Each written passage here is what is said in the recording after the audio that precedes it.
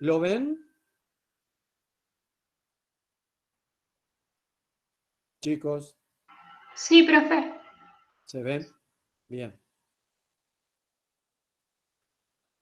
Bueno, ustedes saben que en el proceso de coagulación,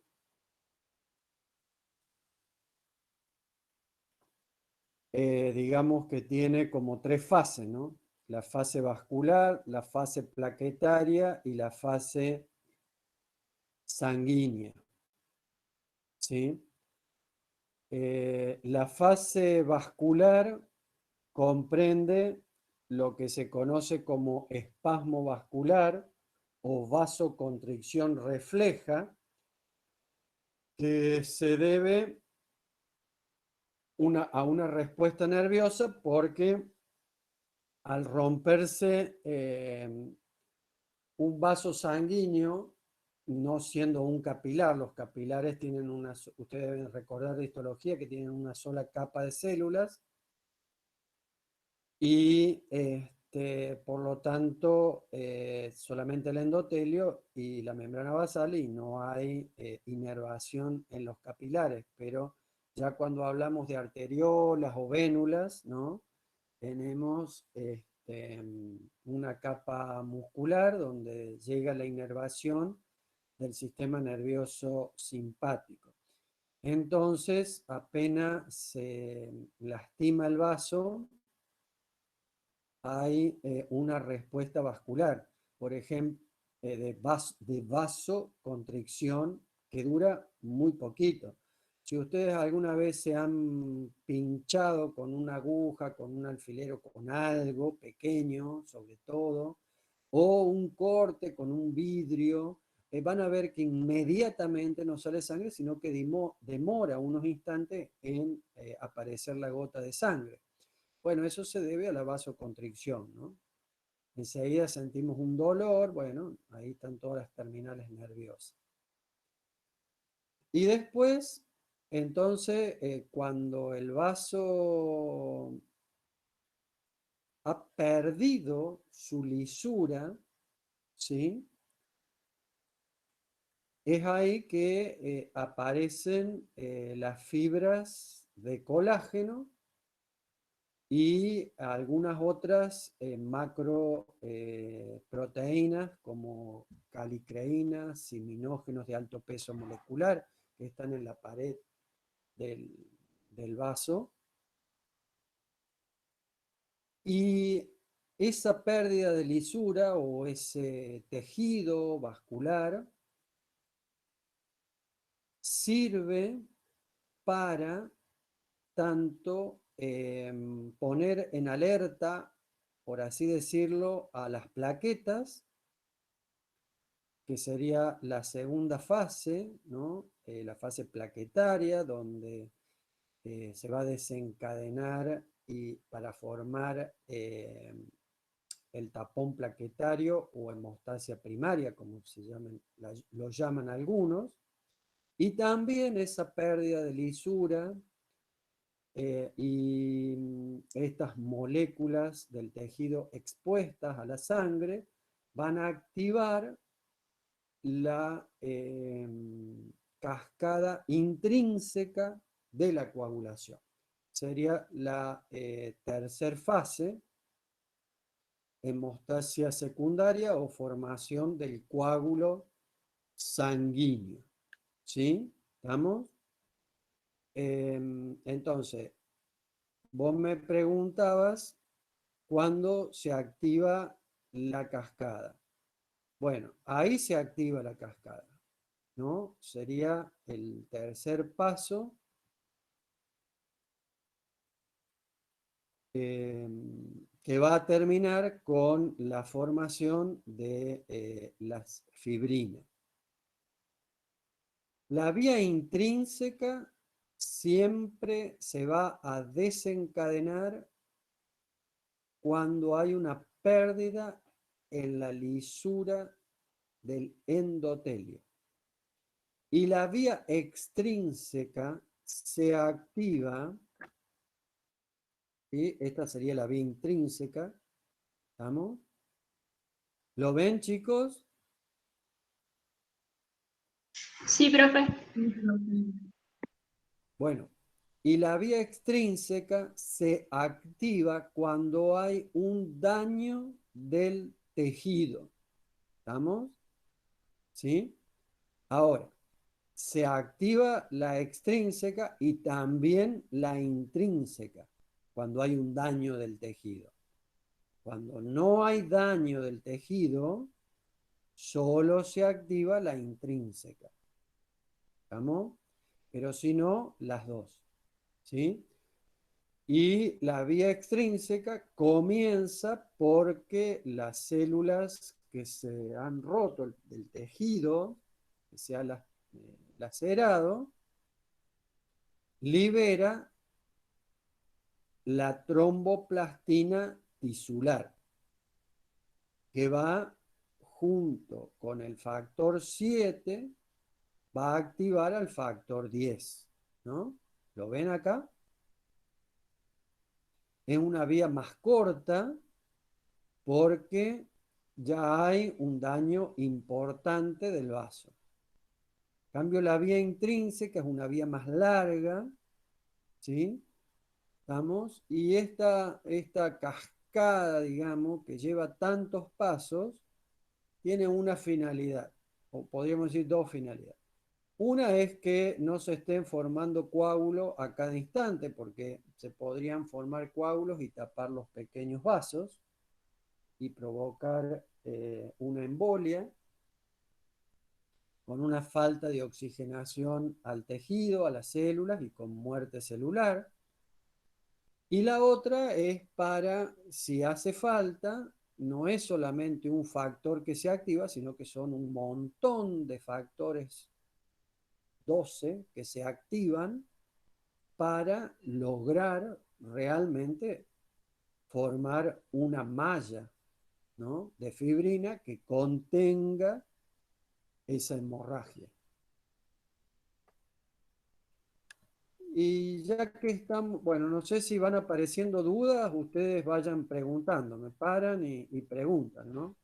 Pero quería dejar algo aclarado, que por ahí muchas veces no queda bien claro, es la participación de las plaquetas. Las plaquetas son muy importantes en la coagulación, pero no en el sistema inmunológico. Le digo esto porque no sé por qué, pero hay una confusión, no sé en ustedes, pero por ejemplo en los del año pasado, donde han entendido que las plaquetas son parte del sistema inmune. No, son partes de la defensa. Ah, sí, defensa en cuanto a evitar la hemorragia, pero no del sistema inmunológico. ¿Está claro eso, chicos?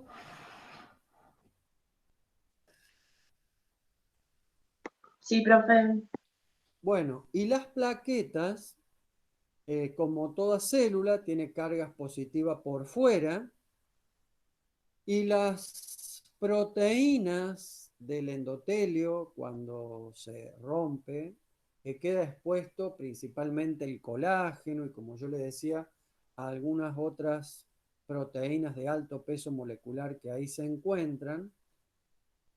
Normalmente las proteínas al pH de la sangre, ¿qué carga tienen? ¿Qué carga eléctrica tienen?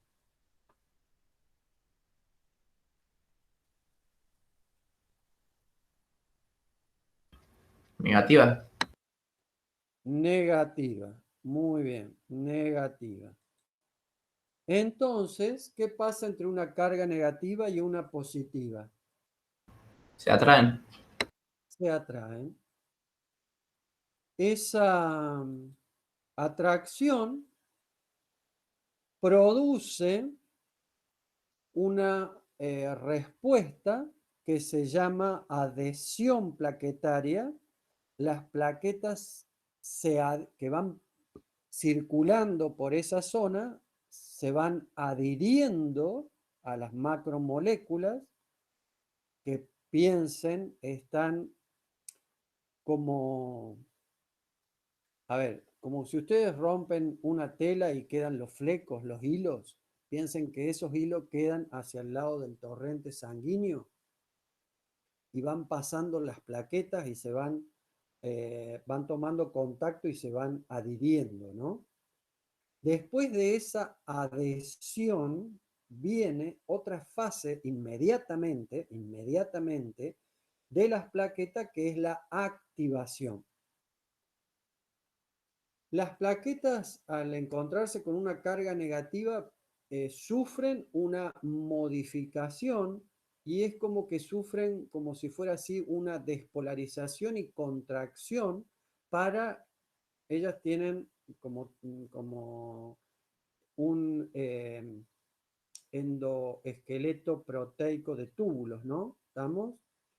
Y tienen gránulos que contienen una gran cantidad de sustancias, ¿sí?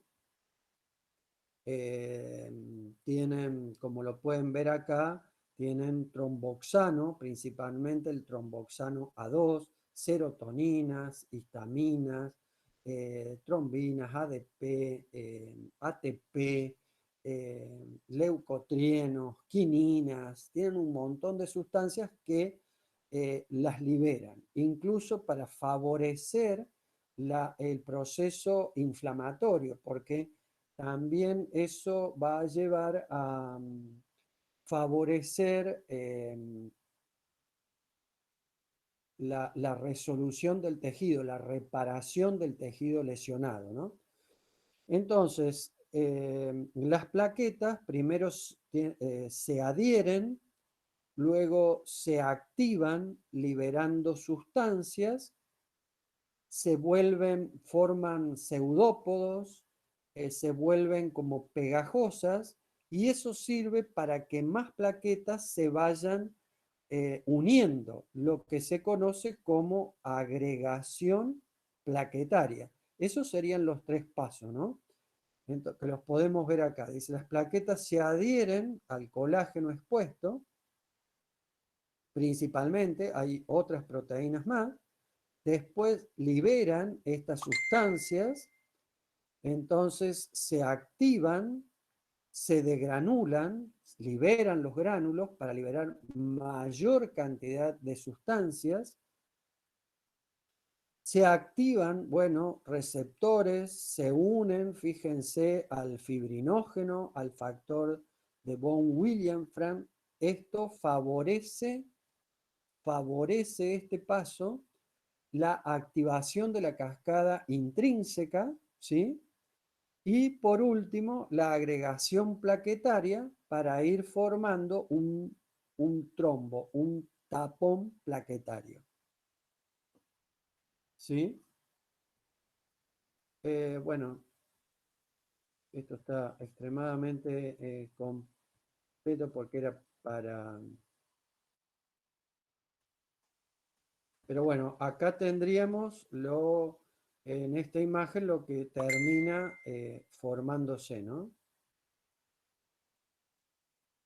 Y después pasaríamos y sobre eso se van depositando las fibrinas. Ahora, nosotros lo dividimos así en 3 etapas para un mayor entendimiento: la fase vascular, la fase plaquetaria, la fase de la cascada.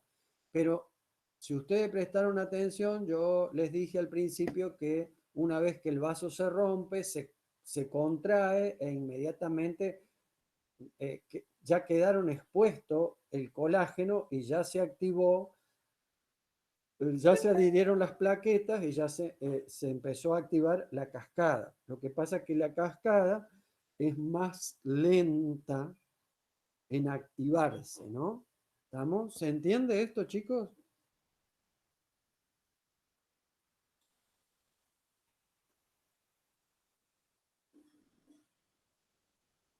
Sí, profe. ¿Hay alguien ahí o se fueron todos? Sí, profe. Sí, Sí, profe. profe. ¿Se fueron o entendieron? No, no, se entendió, se entendió. Bueno, ¿qué otra pregunta?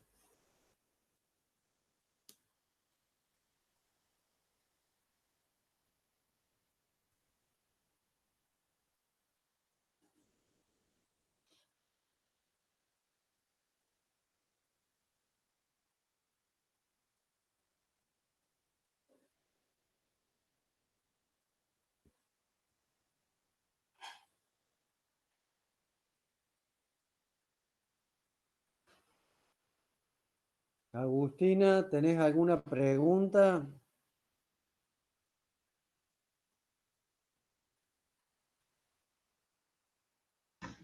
Por ahora no, profe, no tengo dudas. Me pasa como los otros chicos que dijeron que por ahí a medida que voy leyendo me van surgiendo y lo busco, pero por ahora no tengo dudas. Bueno, a ver, alguien que me cuente, que no sea Nico o alguno de los que estuvo ayer, Jonás veo que también está, que me cuente o cómo es, qué sucede cuando uno se lastima o qué sucede cuando ingresa un antígeno extraño al organismo. A ver, ¿cómo es esa respuesta del sistema inmune?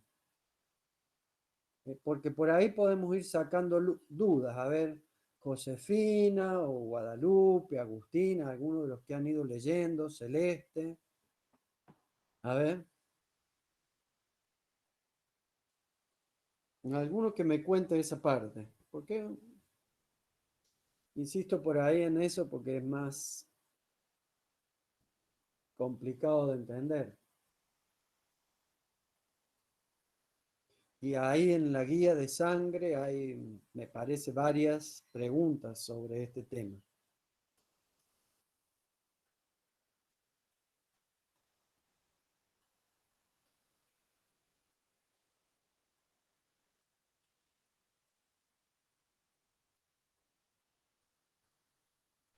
Profe, ¿tiene que ver con la inmunidad congénita? Bueno, con la inmunidad innata, sí, adquirida. A ver, ¿qué, qué se acuerdan de lo que vieron, de lo que leyeron? ¿Cómo es esa respuesta inmune?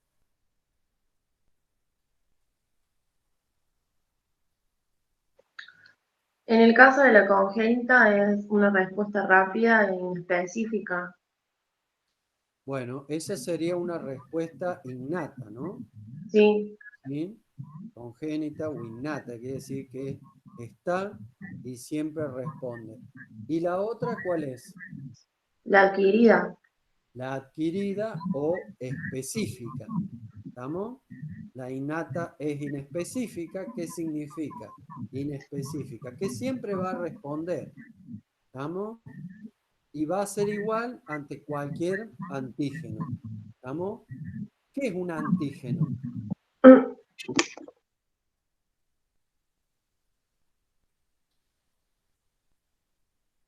¿Qué es un antígeno?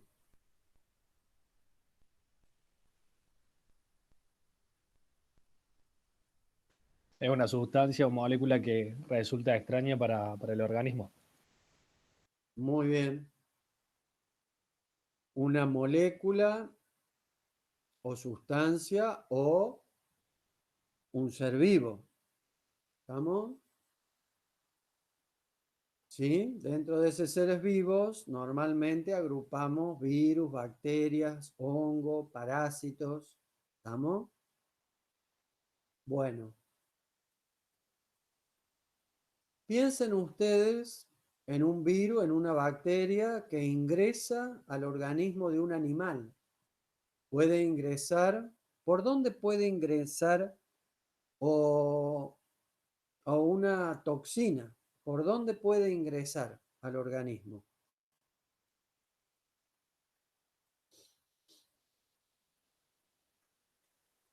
Vamos, rápido, rápido. Nico, vamos, participa. Pensé que no podía, perdón. Por Por la las piel. mucosas, por una herida, A ver, Nico, ¿qué dijiste? por las mucosas, por una herida. Por la piel.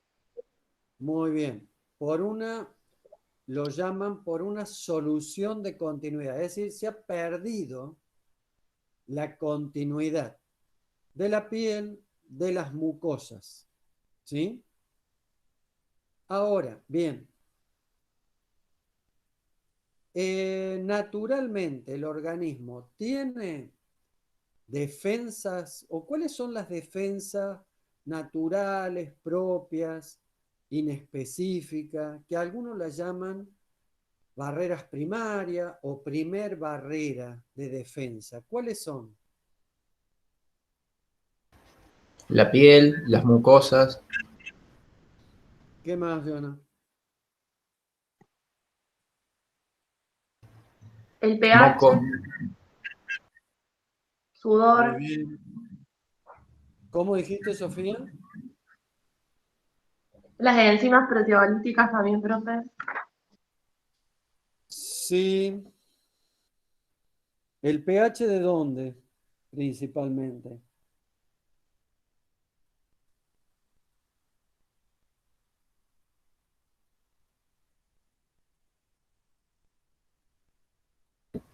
del estómago, ácido. Claro. Bien. Bueno, también las mucosas, decíamos ayer, que están tapizadas ¿por quién? Incluso Moco. la piel. Además de moco, había una sustancia ahí.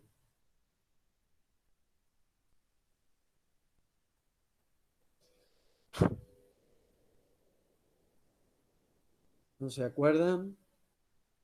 La inmunoglobulina A, ¿estamos? Que tapiza los endotelios.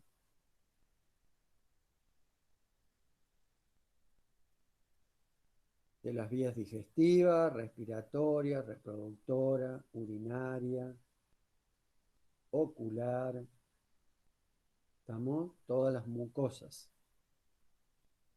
Bueno, esas son barreras primarias. Hay algunos antígenos que no ingresan a nuestro organismo, son atrapados por el moco, retenidos por las inmunoglobulinas A, ¿sí? Son barridos de las vías aéreas por las cilias, son retenidos en las fosas nasales por las vellosidades que ahí existen, por el moco que tapiza los cornetes, no llegan. Otros pueden llegar a atravesar la mucosa, atravesar o la piel, ya sea porque se ha roto o porque tienen la capacidad de penetrar. ¿Y con quién se encuentran? Una vez que pasaron estas barreras físicas, podríamos así decir, y que ya han ingresado al organismo. ¿Con quién se encuentran? Con los macrófagos tisulares, Muy bien. Con los macrófagos tisulares. Los macrófagos estos, ¿de dónde provienen? ¿De quién provienen? de los neutrófilos, No, no. De otros glóbulos blancos. ¿Los mastocitos? Mastocito no. Los mastocitos son otros evolucionados o hermanos de. Los macrófagos. A ver, ¿cuáles son los glóbulos blancos?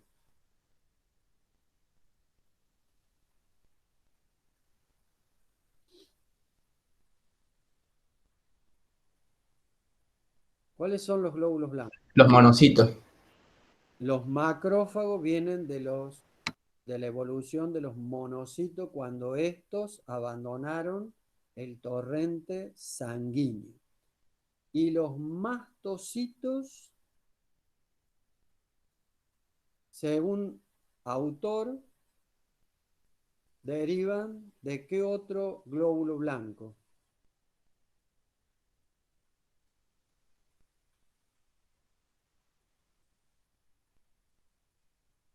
de los basófilos.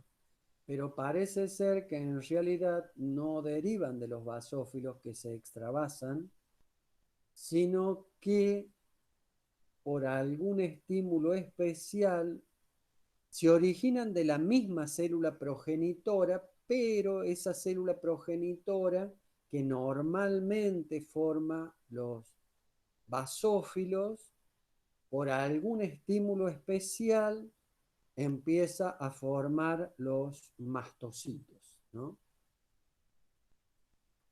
Bueno, entonces tenemos basófilos, monocitos. ¿Qué otras células blancas tenemos? Eosinófilos, Neófilos, neutrófilos y linfocitos. neutrófilos, los 20. linfocitos. Bueno,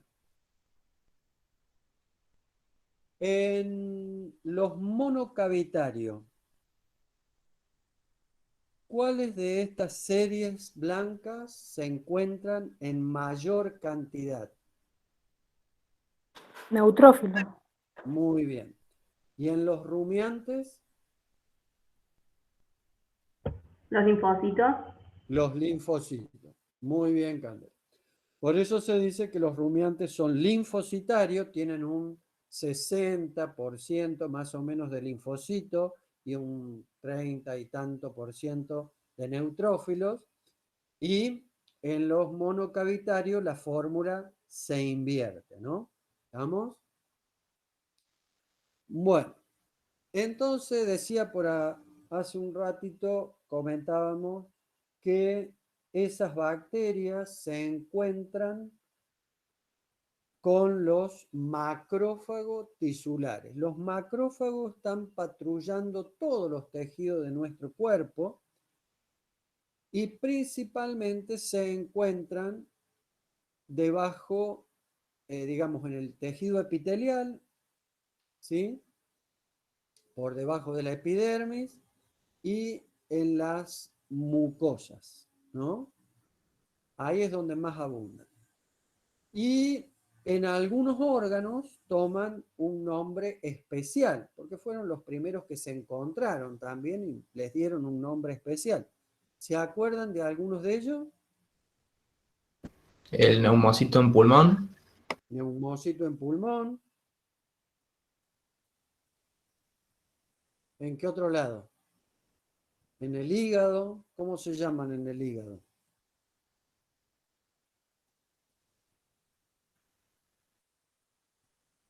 Las células de Kupffer. En el sistema nervioso central, los astrocitos. Bueno, pero además, en el tejido, además de encontrarse los macrófagos, algunos mastocitos que son más abundantes en las mucosas respiratorias y en la digestiva, que en algunas otras, en las otras mucosas o en la piel, ¿no? Hay otras células que andan por los tejidos que se encuentran ahí. ¿Saben cuáles son?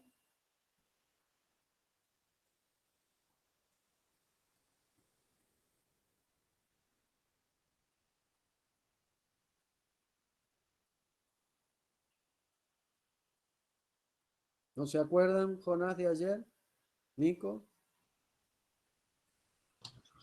Perdón, profe, ¿qué cosa?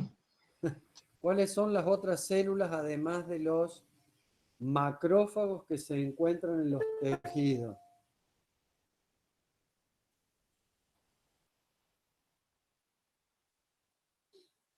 profe, las natural killer, Muy bien, Ro, las natural killer, las NK, naturalmente asesina, y hay otras más que son muy abundantes, principalmente en la mucosa intestinal. Las células estrelladas, ¿sí? Las células estrelladas. ¿Estamos?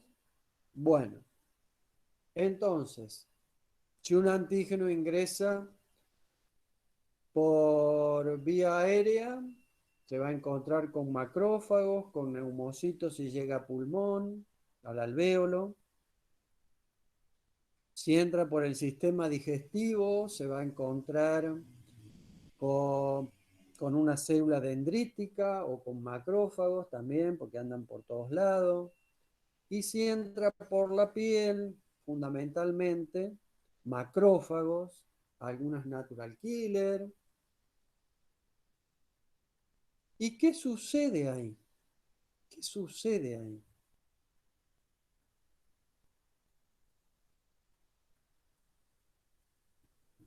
Me fagocitan. Bueno, el macrófago va a tratar de fagocitarla. Ahora bien, los macrófagos se tienen que activar, tienen que localizarla, tienen que ser de alguna forma estimulados. ¿Sí? Entonces, ¿cómo será ese proceso para que el macrófago se dé cuenta de que eso es extraño? ¿Cómo creen ustedes? Por la ruptura de las células del tejido. Muy bien. ¿Y qué más?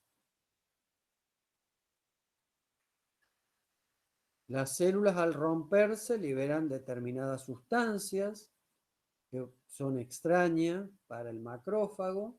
¿Y qué otra cosa si hablamos de una bacteria, de un hongo, le resulta extraño al macrófago tisular? Los desechos que producen. Los desechos que producen las bacterias, ¿no? Esas sustancias van a actuar como estimulando y atrayendo los macrófagos hacia la zona. Eso puede ser suficiente cuando ingresaron pocas bacterias o pocos antígenos, digamos, y no son altamente patógenos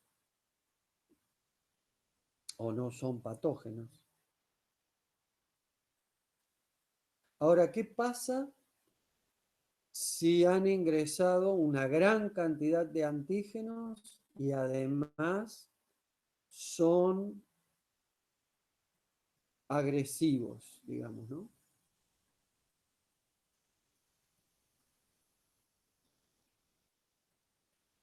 ¿Es suficiente la cantidad de macrófagos para que el organismo los destruya, se deshaga de esta infección, digamos, o invasión de estos agentes extraños?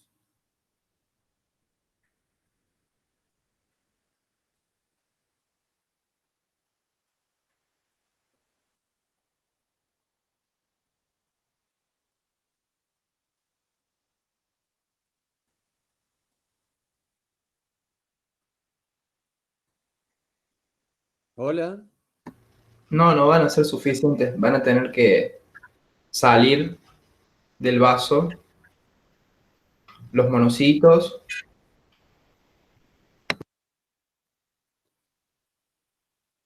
Bien, no van a ser suficientes. Entonces, si vos te enfrentaste en una pelea y no es suficiente, ¿a quién llamas para que te ayude?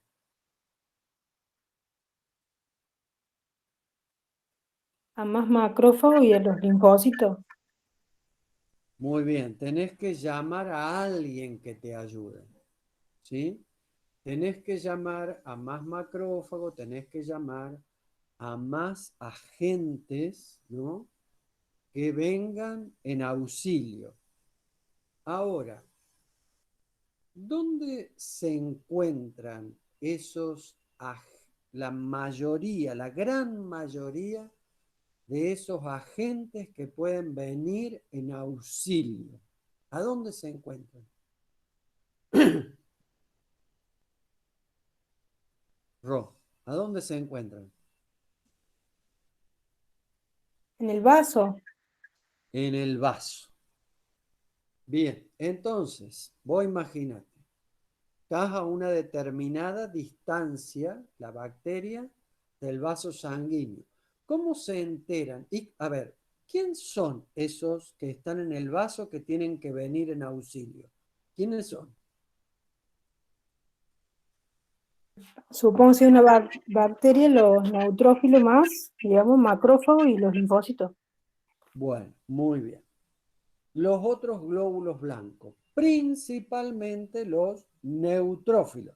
¿Por qué querés que vengan los neutrófilos a ese lugar de batalla?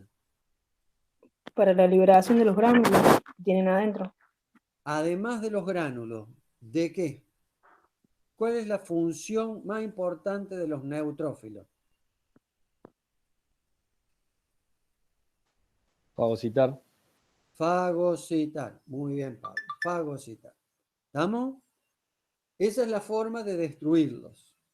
Ahora bien, ellos están circulando por el vaso sanguíneo. Se tienen que, ¿qué? Que adherir. Que, que enterar. Extravasar.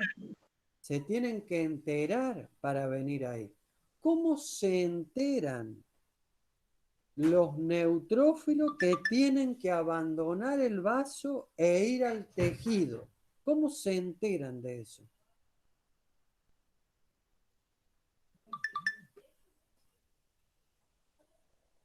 Quimiotaxia. Ah, quimiotaxia. ¿Qué es eso?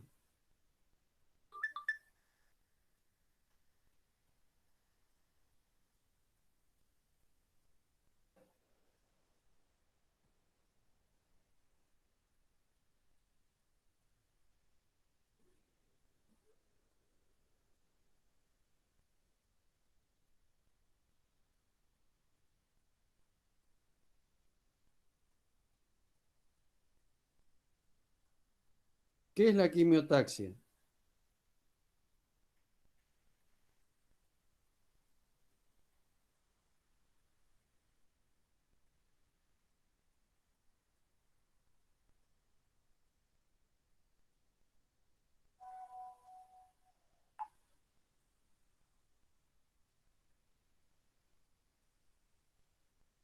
¿Qué es, chico, Se la genera un quimiotaxia? estímulo químico. Un estímulo químico que atrae. Quimio, de química, taxis, atracción. ¿Estamos?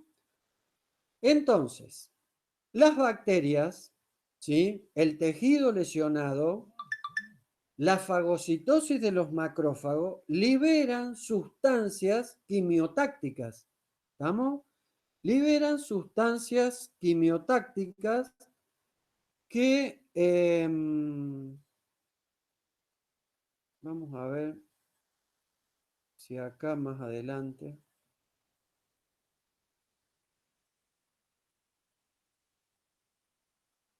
No, no es esto. Liberan sustancias quimiotácticas que atraen, ¿no? Que atraen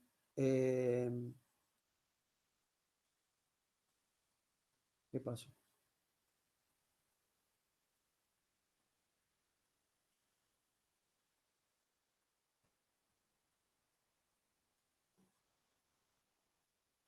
A ver si por acá tenemos algo.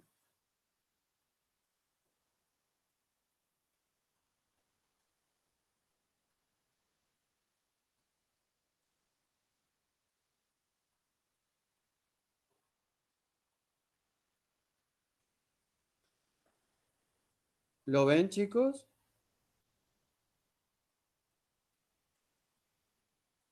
Sí, Bueno, muy bien. Entonces, mire, por acá vamos a tener bacterias, por ejemplo. Las bacterias, utilizamos las bacterias porque son más fácil de ejemplificar.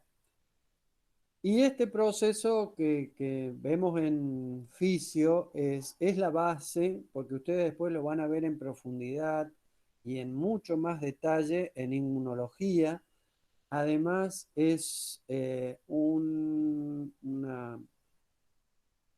tema que está constantemente en un reconocimiento y apareciendo moléculas nuevas. y conocimientos nuevos en forma diaria, podríamos decir así, ¿no? Pero como para tener una idea como médicos veterinarios. Entonces, tenemos a las bacterias que han ingresado al tejido, por ejemplo, con una espina, ¿sí? Una astilla que a su vez produjo un daño tisular. Esto puede ser un alambre o cualquier otra cosa que haya cortado la piel, o simplemente podemos partir desde pensar que es una bacteria que ingresó a la mucosa respiratoria o digestiva, ¿no? Y entonces esa bacteria, como es un ser vivo, se alimenta del tejido del individuo que está hospedando y libera desechos, como cualquier ser vivo. Eso, además, los componentes de la membrana celular, en algunos casos, sirven para atraer a los macrófagos y también sirven de sustancias quimiotácticas. Pero supongamos que las bacterias han sido fagocitadas, o parte de ellas, ¿no? Entonces, los macrófagos, al fagocitarla, liberan citoquina, liberan prostaglandina, liberan leucotrienos, factores y otras proteínas, ¿no?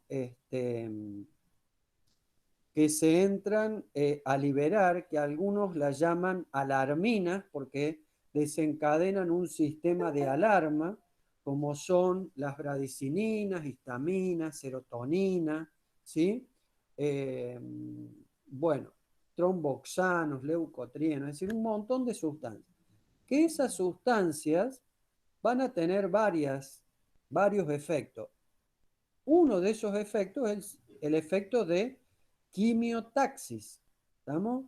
Que va a servir para atraer a principalmente los neutrófilos que están en el torrente sanguíneo a la zona lesionada, ¿no? Ahora bien, ¿cómo es que los atraen? Los atraen porque las células endoteliales tienen proteínas que son las selectinas y las integrinas, que sirven como anzuelo a los glóbulos blancos.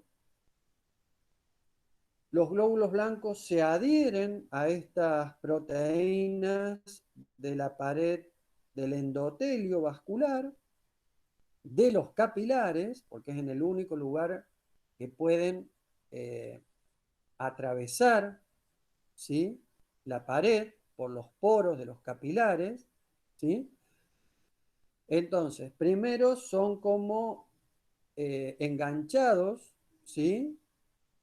Los neutrófilos, monocitos, eosinófilos, etcétera, se adhieren a estas selectinas, a las integrinas, que lo hacen como rodar, adherirse al endotelio del capilar, y gracias a la acción de la histamina, que es una sustancia que produce una vasodilatación de las arteriolas y vénulas, también aumenta el diámetro de los poros. Los glóbulos blancos del torrente sanguíneo, por diapédesis, pueden atravesar, ¿sí?, la pared del vaso, ¿sí? Y a través, después de movimientos ameboides, quiere decir que su membrana celular emite pies pseudópodos, se van trasladando hasta donde están las bacterias, ¿estamos? Atraídos por esta quimiotaxis, por estas sustancias. Nosotros tenemos que imaginar que donde está esta batalla hay una mayor cantidad de sustancias que por diferencia de concentración va difundiendo hacia los tejidos y hacia la sangre, ¿sí? Les dije que la histamina es un vasodilatador importante y aumenta el diámetro de los poros, entonces también si hay una vasodilatación que aumenta en la zona lesionada. ¿Qué aumenta en la zona lesionada? Irrigación. Aumenta el flujo sanguíneo, ¿sí? Entonces la zona se vuelve de un color más que Se ruboriza. más rojo, eso se llama rubor, ¿estamos? Eso se llama rubor. Y además, ese aumento del flujo, ¿qué aumenta en el capilar? Si hay más sangre acá adentro, más sangre que llega, ¿qué aumenta? La presión Hidrostática. hidrostática y ese aumento de la presión hidrostática capilar, ¿qué favorece? La salida. Función. La permeabilidad. La salida ¿de quién? De las células. La salida de los glóbulos blancos y la salida ¿de quién? De proteínas. ¿Y de líquido de quién? Del plasma. Hay una extravasación importante de líquido plasmático hacia el intersticio, ¿estamos? Donde también salen fibrinógeno, fíjense, proteínas del complemento, anticuerpos, ¿sí? Proteínas de la fase aguda, ¿está? ¿Sí? Bien. Y todo ese líquido que sale todo ese líquido plasmático que sale del capilar, ¿a dónde va a parar? A la linfa después. Antes, bueno, pero antes, ¿a dónde va a parar antes? Y en la zona donde se detectó la bacteria. ¿Cómo se llama eso? ¿Va a parar dentro de la célula o entre las células? Intersticio. En el intersticio, muy bien, en el intersticio. Entonces esa cantidad de líquido se extravasó, produce una ¿qué? Una deformación en la zona. Perdón, un aumento de tamaño de la zona. Ahí lo que se ha producido es ¿cómo se conoce eso? Cuando sale el líquido. Edema. Edema. Edema. Muy bien, muy bien. Edema. Eso aumenta la zona, se edematiza la zona, también se lo conoce como tumor, porque hay un aumento de la zona, y a veces puede haber también hasta una edematización de células, ¿sí? No solamente de un aumento del espacio intercelular o intersticial, sino a veces también se pueden llegar a edematizar las células. Y ese líquido que se ha extravasado, ¿sí? Comprime terminales nerviosas del lugar. ¿Y eso qué causa?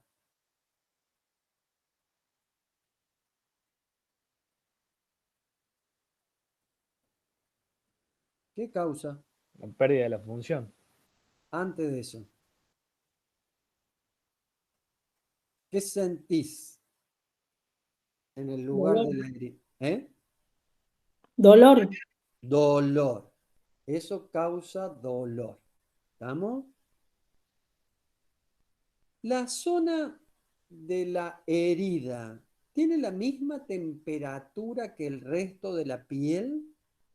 No, es mayor. Es mayor. ¿A qué se debe ese aumento de la temperatura local, no general, local? ¿A qué se debe? Por la actividad celular. Muy bien. A dos factores. Uno, que hay más sangre y la sangre es el transportador de calor. ¿Estamos? Y el otro a la actividad celular que se está dando. Estos glóbulos blancos están con una alta tasa metabólica, ¿estamos? Porque están trabajando, fagocitando el tejido lesionado y las bacterias que han ingresado, hongos, o etcétera, ¿no? ¿Estamos? Muy bien.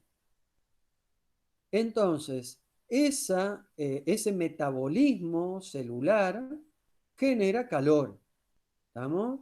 Por eso aumenta la temperatura local. La vasodilatación producida, además de aumentar la presión hidrostática para favorecer la permeabilidad y la salida de los glóbulos blancos, ¿cuál es la otra finalidad que tiene el aumento del flujo sanguíneo en la zona lesionada?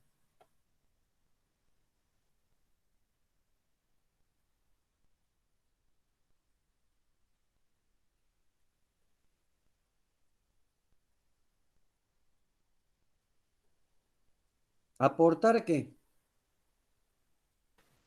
Nutrientes.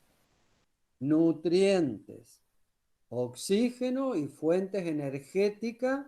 ¿Para quién? Principalmente. Los glóbulos blancos. Para los glóbulos blancos, ¿estamos? Que están trabajando, los neutrófilos, ¿estamos? Muy bien. Bueno, este proceso puede ser suficiente para terminar con el antígeno, o puede que no. Puede ser que tengamos una reacción inflamatoria pequeñita, o puede ser que tengamos una inflamación, una respuesta inflamatoria muy importante, que puede llegar a qué, ahí sí, ¿a qué? A inhibir, ¿qué cosa? La función. La función del órgano. ¿Estamos? Muy bien. Entonces, los signos de la inflamación van a ser el rubor, ¿sí? El calor, el edema, el dolor y la pérdida de la función en algunos casos. No es siempre. ¿Estamos? ¿Sí? ¿Se dan cuenta? Hola, ¿están ahí? Sí, sí, profe. Bueno, y acá nos dice que ha salido junto con todas estas proteínas. A ver, las proteínas del complemento que están en el torrente sanguíneo y salen, ¿para qué sirven?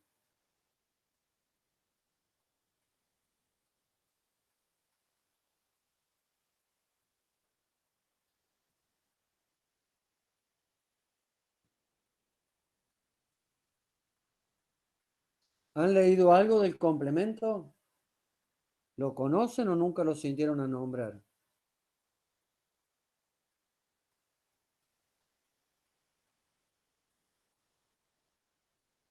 A ver, alguien que me conteste rápido, sí, no, no sé, nunca lo vi.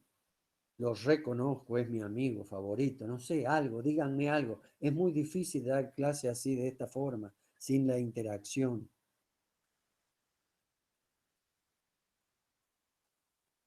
Hola. A No, ver, profe, no lo vi. muy bien, no lo vi, no lo conozco. Bueno, las proteínas del complemento son, no sé, cada vez se encuentran más, pero Son entre 15, enzimas, profe, ¿no es cierto? No me claro, acuerdo la verdad, pero son proteínas que después se activan y forman la famosa cascada del complemento. Lo van a ver más adelante.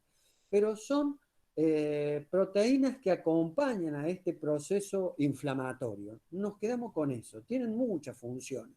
Están ahí, sirven principalmente como quimiotaxis. ¿Sí?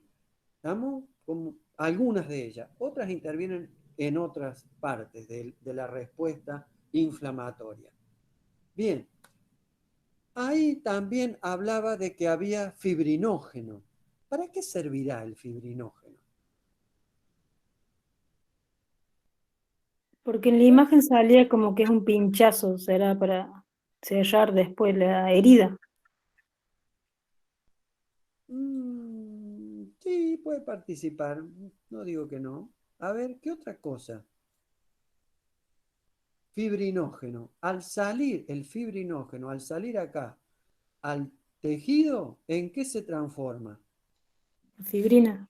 En fibrina. ¿Y para qué sirven las fibrinas? ¿Para formar qué? Ahí era para formar la cápsula que va a contener el pus, profe. Muy bien. Ahí el fibrinógeno va a formar una malla de contención para que las bacterias no se vayan en lo posible, no lleguen a sangre y no se vayan a los tejidos vecinos. Permanezcan ahí. Hace como una red de contención. ¿Estamos? Una malla, una pared, que a veces realmente forma una pared, ¿sí? Porque después alrededor de ellas van los fibroblastos y terminan formando una cápsula. ¿Encapsulan a quién? A la bacteria y a las células que están actuando. Muy bien. Y eso en el interior de esa cápsula se conoce con el nombre Pus.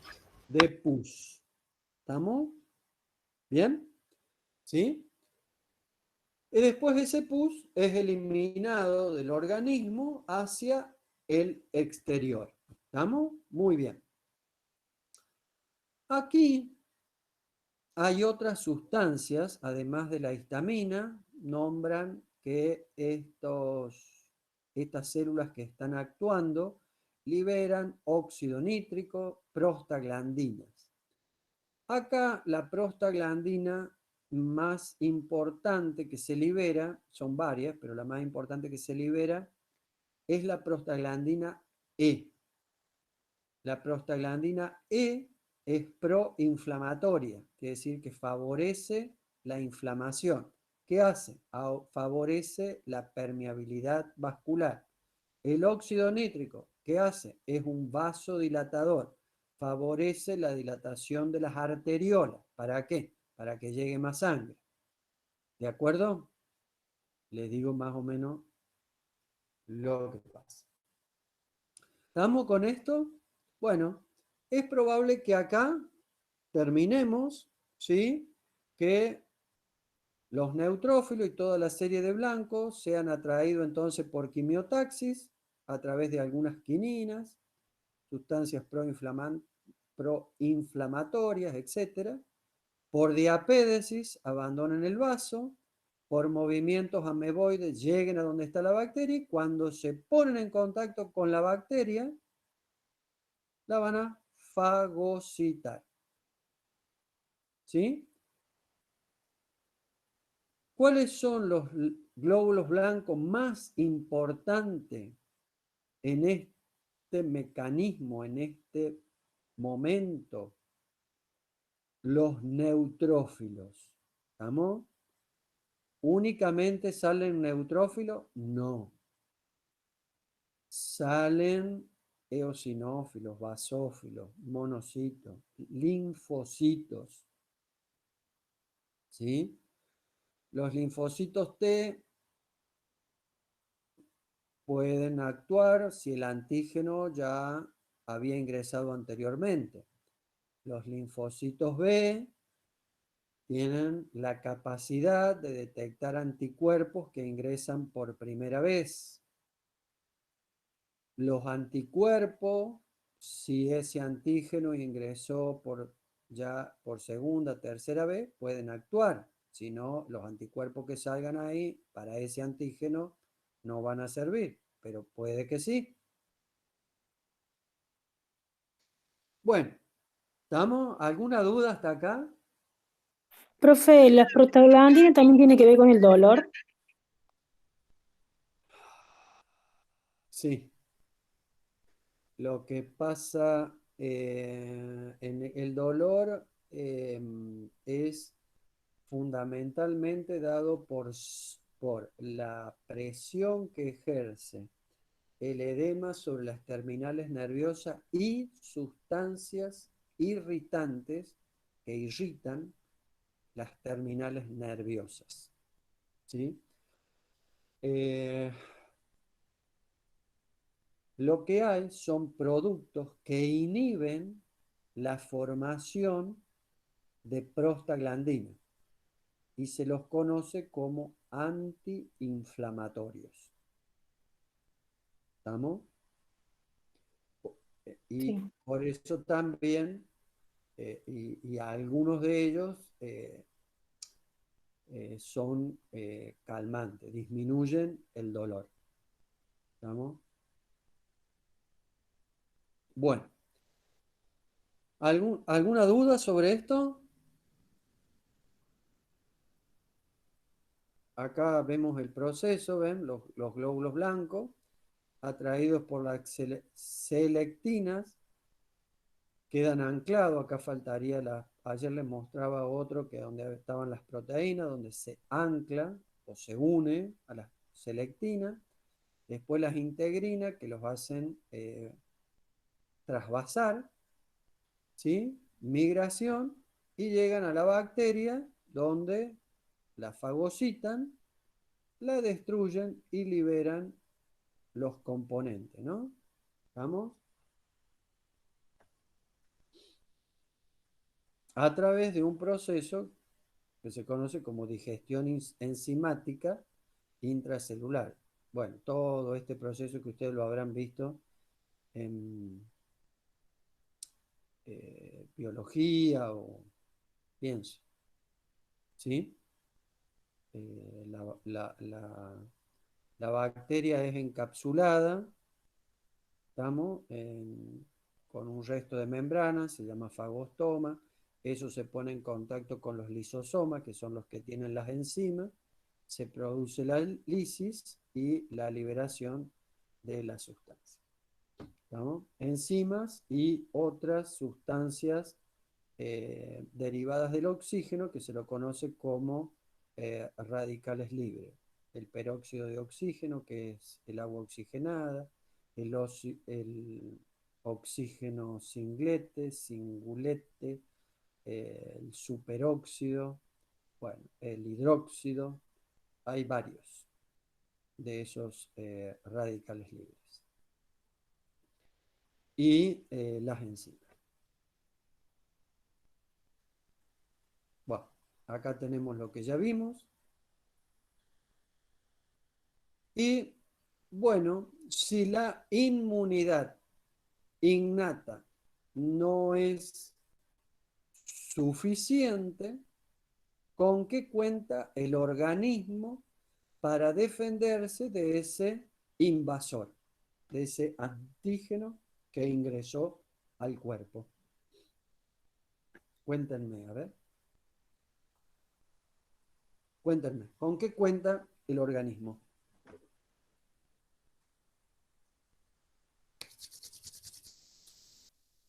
Vamos, Inmunidad vamos. adquirida.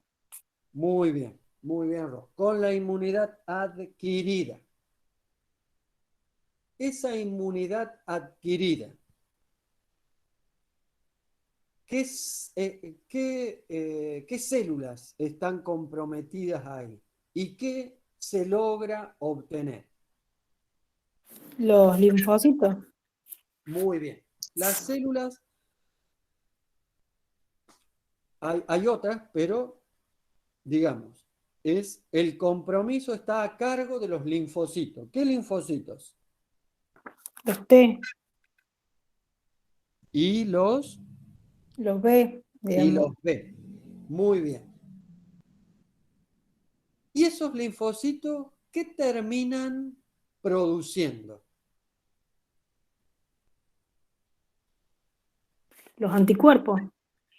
¿Cuáles de ellos? Las inmunoglobulinas. No, perdón. ¿Qué linfocitos producen anticuerpos? ¿Los B o Los los B. T? Los ¿Cuál? B. Los Los B. B. Los B. Los T producen la lisis celular directamente. ¿Estamos? Los linfocitos T van a actuar contra células que presentan alguna anormalidad en su membrana celular y que ellos desconocen, ¿no? Entonces van y matan a esas células. Esas células pueden ser células tumorales o células invadidas por un virus o por una célula intracitoplasmática. ¿Sí? Una célula tumoral del hígado presenta receptores en las membranas que no presentan las células comunes y eso es detectado por el sistema inmunológico, termina formando linfocitos que van a atacar esas células. Bueno, por ahí lo logra, por ahí no lo logra terminar con esas células tumorales. Lo que pasa es que las células tumorales también tienen un sistema de autodefensa. Una célula invadida por un virus o por una bacteria intracelular o parásito intracelular presenta modificaciones en la membrana celular, presenta proteínas extrañas al resto de las células del tejido y eso es detectado por macrófagos y se van a generar una respuesta inmune de tipo celular, van a terminar formando linfocitos T8 citotóxicos que van a atacar a esa célula y la van a romper. Y los linfocitos B van a generar anticuerpos. ¿Estamos? Entonces, yo no sé si se ve, pero lo que pasa es que esto lo saqué de una transparencia y era demasiado claro. ¿Ven algo o no ven nada?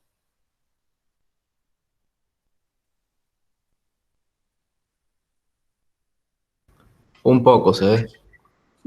Un poco. Con muchas ganas se ve algo. Sí, podría aumentar un poquito capaz el tamaño. A ver, che. No, pero de abajo ahí donde dice más menos, en el... Acá. Ahí sí, Ahí ahí está. sí. Bueno, a ver, entonces espérate. A ver. Acá. Bueno, recién vimos la respuesta inespecífica, todo eso, son diferentes cuadros. Pero me voy a detener en esto aquí. Acá. Los macrófagos y las células dendríticas,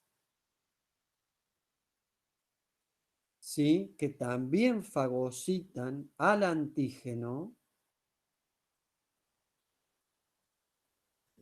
varios de ellos, una vez que han fagocitado al antígeno, se transforman en células presentadoras de antígeno, en células presentadoras de antígenos. ¿En qué consiste esto? Los macrófagos y las dendríticas fagocitan a la bacteria, ¿sí? Pero no la destruyen totalmente, sino que eligen una parte que es la parte más antigénica de la bacteria y suponiendo que este círculo es el macrófago, ¿estamos? La exponen en su superficie a esa zona más antigénica de la bacteria. ¿Estamos? La exponen en la superficie.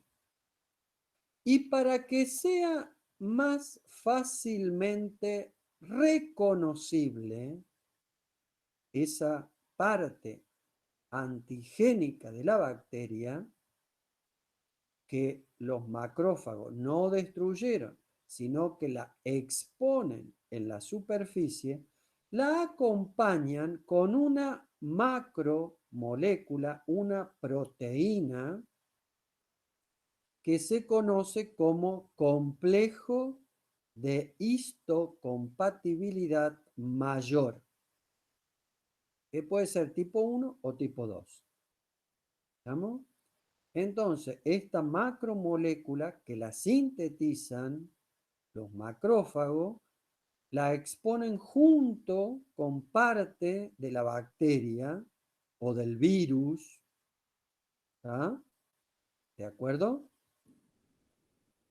Y estos macrófagos y dendrítica, una vez que han realizado este proceso, entran a los capilares linfáticos y se dirigen ¿a qué órgano del sistema linfático? ¿A qué órgano? ¿Al vaso? Puede ser otros más comunes que Ganglio. están. ¿Cómo? Al ganglio. Bueno, hoy día en vez de ganglio, ¿cómo se llaman? Nódulo. Nódulos. Los nódulos linfáticos. Llegan estas células presentadoras de antígeno al nódulo linfático, a la placa de Peyer. ¿Y a quién se las presentan?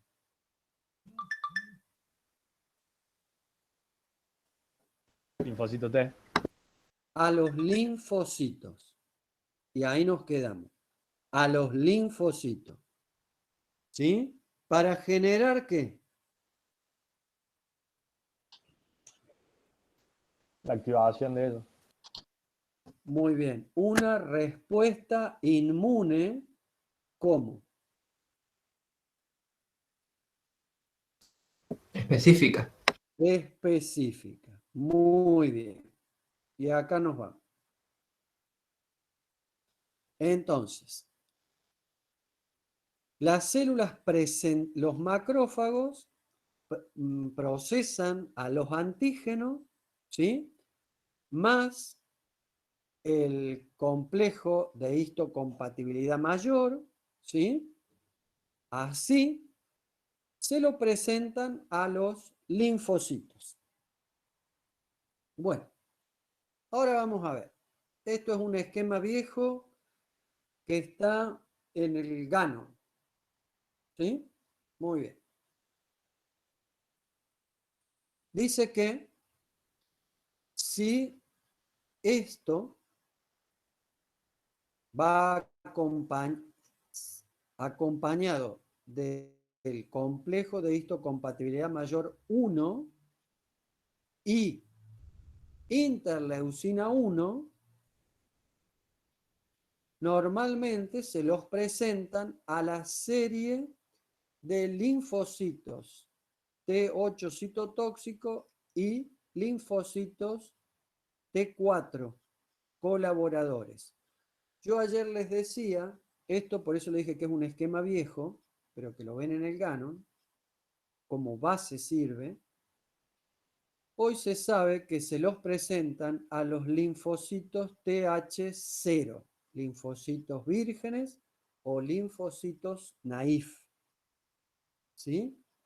¿Qué quiere decir esto? Linfocitos que nunca han estado en contacto con un antígeno. Y esos linfocitos vírgenes, TH0, naif, empiezan a multiplicarse, a formar colonias, ¿sí?, de linfocitos y van a generar varias colonias de linfocitos, entre ellos los linfocitos colaboradores, o T4. ¿Estamos?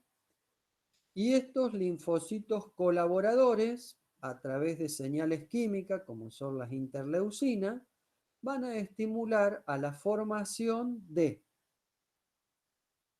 linfocitos T8 de memoria, que van a quedar ahí como una reserva en el sistema inmune, que han memorizado a ese antígeno para cuando ingrese la próxima vez, ellos entrar a multiplicarse rápidamente. Y linfocitos T8 citotóxicos, ¿estamos? T8 citotóxicos, que directamente van a actuar provocando la lisis, ¿sí?, de las células tumorales, células modificadas por virus o algún otro antígeno intracitoplasmático, o también atacar a células trasplantadas, porque estas células trasplantadas vienen de un individuo diferente. Por más que sea compatible, siempre tiene diferencia. ¿Estamos? Por eso, si ustedes han prestado atención, a un trasplantado le aplican por mucho tiempo altas dosis de glucocorticoides para evitar esta respuesta, ¿tá?, esta formación de linfocitos citotóxicos, para que no destruyan el tejido, el órgano trasplantado. ¿Estamos? Por eso que estas personas o trasplantadas, o supongamos algún animal que se le haya hecho un trasplante, ¿sí?, tienen su sistema inmunológico, principalmente el humoral, perdón, el celular, porque son células, celular, ¿sí?, disminuido. ¿Vamos? ¿Se entiende? Sí, profe. Bueno, esta respuesta podría no tener fin, pero los linfocitos T4 colaboradores también van a estimular a los T8 supresores. Estos son un tipo de linfocitos que producen un feedback negativo a esta respuesta, como un control. ¿De acuerdo? Siempre en fisiología vamos a encontrar estos feedback. Muy bien. Pero además, si el macrófago, en lugar de producir CHM1, produce CHM2, se va a activar fundamentalmente los linfocitos B. ¿Estamos? Si partimos de TH0, se van a estimular los TH, que van a estimular la serie de linfocitos B. ¿Estamos? Y los linfocitos B también van a formar nuevos clones celulares de dos tipos de células. Las células B de memoria, que al igual que las T, van a permanecer acantonadas en los ganglios, ¿sí?, en las placas de Peyer, en el vaso, para cuando ingrese nuevamente ese antígeno, reproducirse rápidamente y generar mayor cantidad de anticuerpos mucho más rápidos. Las células de memoria no generan anticuerpos, quedan como células de memoria, pero parte de esas células de memoria evolucionan a células plasmáticas, al igual que varios clones de los B que se activaron en primera instancia, evolucionan a células plasmáticas y esas células plasmáticas son las que producen las inmunoglobulinas o gamma inmunoglobulinas. ¿Estamos hasta acá? Chicos, Sí, sí, profe. los glóbulos blancos están en su membrana, tienen una cantidad infinita de proteínas que pueden reconocer todos los antígenos que hay en el ambiente. Por eso es que el antígeno puede, cuando ingresa allá en la mucosa que vimos, activar, como dice acá, directamente a los linfocitos B, no a los T, pero sí a los B. ¿Estamos? Bien. Esto es algo que hace muchos años no se conocía. Muy bien. ¿Cuántos tipos de inmunoglobulina conocemos? Y de acá nos vamos a un recreo. Tenemos la inmunoglobulina D, que mucho no se conoce para qué sirve, pero sí, como ustedes ven acá, algunos autores hablan que es un inhibidor del antígeno,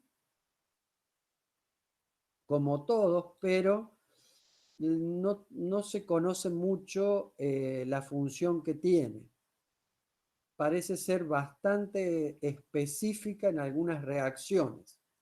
La inmunoglobulina A, que dijimos que inhibe al antígeno a nivel de la mucosa.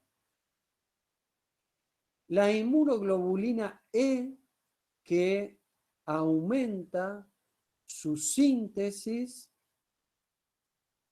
cuando hay una respuesta inmune de tipo ¿cómo?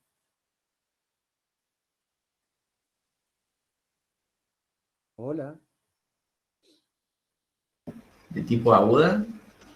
Aguda alérgica, ¿sí? Alérgica, ¿sí?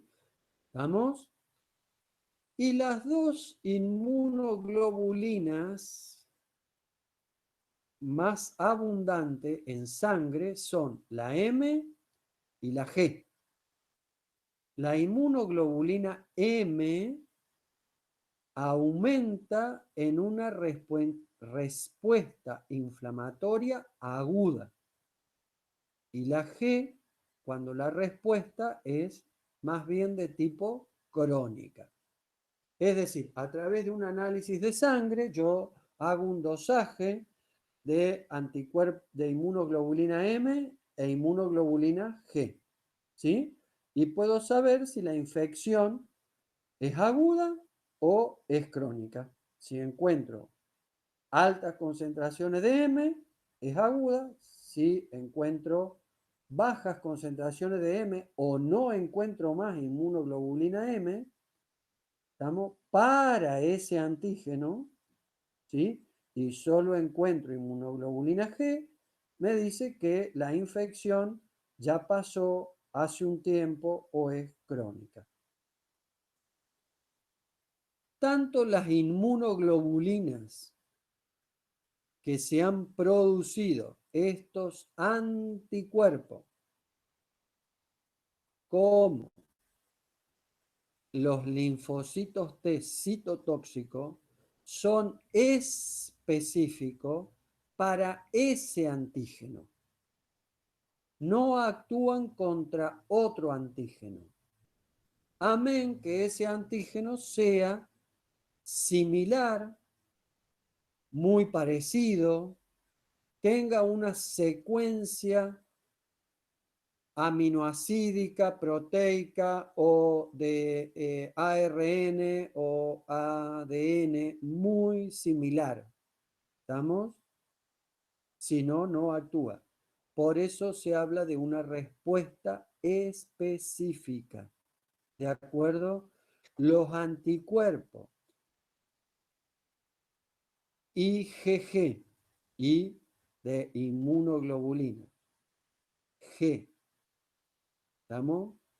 ¿Estamos? Inmunoglobulina G. Los anticuerpos IgG contra la bacteria colis 186 KW son específicos para actuar e inhibir a esa bacteria. ¿Estamos? Poco van a ser sobre las otras colis. ¿De acuerdo? ¿Qué hacen estos anticuerpos para inhibir al antígeno, a esa bacteria? ¿Qué hacen estos anticuerpos? Cuéntenme.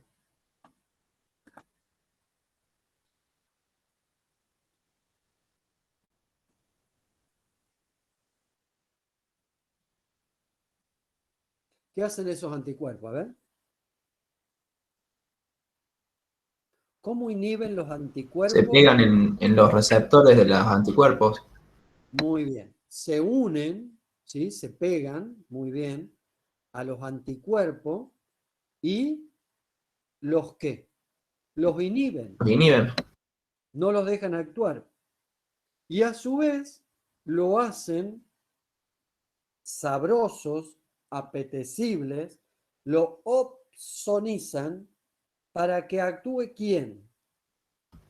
Los macrófagos. Los macrófagos, los neutrófilos y los ¿qué? Los destruyen. Los destruyen, los fagocitan. ¿Estamos? Esa es la función de los anticuerpos. Inhibir al agente, al antígeno, y ofrecérselo al macrófago o neutrófilo para que lo fagocite y lo destruya. Los linfocitos T lo que hacen, gracias, los linfocitos T lo que hacen es también unirse a esa célula modificada, se unen y producen unas proteínas que se llaman perforinas, que son como unos sacacorchos, ¿estamos? Y van desde el linfocito, desde la membrana linfocítica a la membrana de la célula, ¿sí? Modificada, forman unos canales y después por esos canales los linfocitos liberan al citoplasma de la célula enzimas y los radicales libres, ¿estamos? Para destruir y matar a esa célula. ¿Estamos? ¿Alguna duda?